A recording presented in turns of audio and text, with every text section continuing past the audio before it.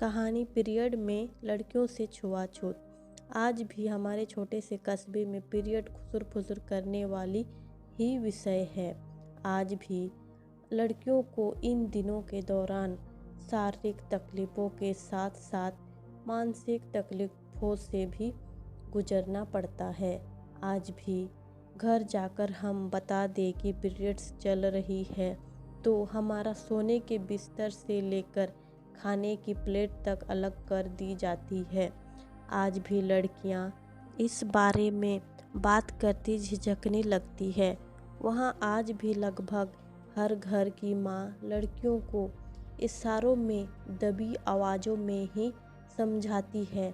आज भी वहाँ पीरियड शुरू हो जाने के बाद कहा जाता है कि चुप रहना, किसी को बताना मत। और हाँ, ये भी सिखाया जाता है कि इन दिनों अपने घर के पुरुषों से दूर रहना चाहिए।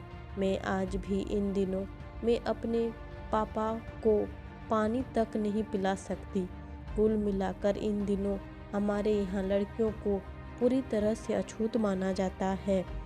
एक ऐसी अछूत जिसके छूने से अचार तक सड़ जाए। ऐसे ही कितने किस्से हैं जो हमेशा मुझे पीरियड्स से नफरत करवाते रहे।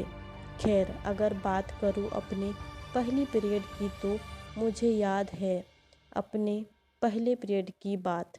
7वीं क्लास में ही मुझे पीरियड होना शुरू हो चुका था। आज की तरह उस वक्त भी बच्चों को बताया तक नहीं जाता था इन सब के बारे में। बस एक उड़ा उड़ा सा शब्द था MC, जो उस वक्त बेहद ही घिन वाला शब्द माना जाता था। मैं जिस जगह रहती थी वहाँ आज भी लड़कियाँ या घर की माएँ अपने बच्चों को नहीं बताती कि पीरियड क्या है। जब पहली बार मुझे पीरियड हुआ उस वक्त मुझे पता भी ना चला। मैं स्कूल से घर आई और दूसरे दिन स्कूल भी चली गई। कुछ अंदाज़ा ही नहीं था मुझे और ना ही मेरी माँ को। पर जब मैं दूसरे दिन स्कूल से वापस आई तो मेरी माँ ने झट से मुझे खखोलना शुरू कर दिया। मुझे लगा ना जाने क्या बात हुई। मैंने झल्ला कर पूछा तो जवाब मिला, तुझे MC हो गई है। मुझे समझ में नहीं आया आखिर ये क्या है। तब मम्मी ने मेरी कल की यूनिफॉर्म पर लगा खून का दाग दिखाया।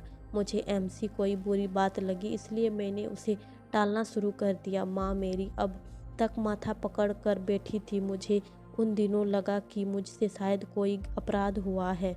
माँ ने माथा इस चिंता में पकड़ा था कि उन्हें लगा अब मेरी लंबाई नहीं बढ़ेगी। चूँकि मेरी माँ ज़्यादा पढ़ी लिखी नहीं, इसलिए उन्होंने हमें कभी खुलकर इस बारे में नहीं बताया। माँ ने अलमारी से एक कपड़ा निकाला और कहा, जा बाथरूम में जाकर देख। और इसे लगभग कई सालों तक हमने कपड़ा ही इस्तेमाल किया। फिर मुझे अब तक घिन के साथ साथ रोना आ रहा था। शायद उस वक्त मैं चाहती थी कि कोई मुझसे बात करे।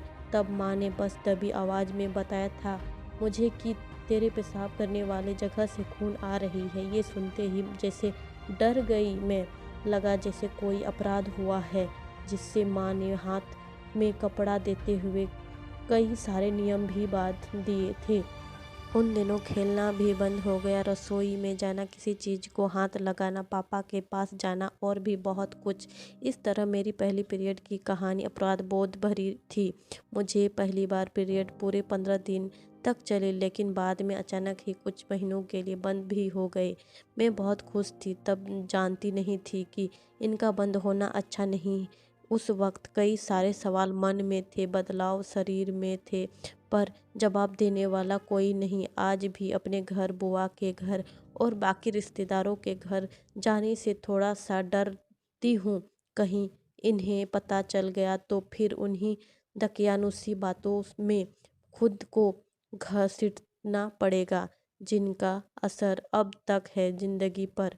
उन दिनों यह भी पता चला कि एक ऐसा धर्म भी है जो शर्मिंदा करता है। नमस्ते दोस्तों, इस प्रकार की और जानकारी प्राप्त करने के लिए लाइक शेयर सब्सक्राइब कीजिएगा। Thank you.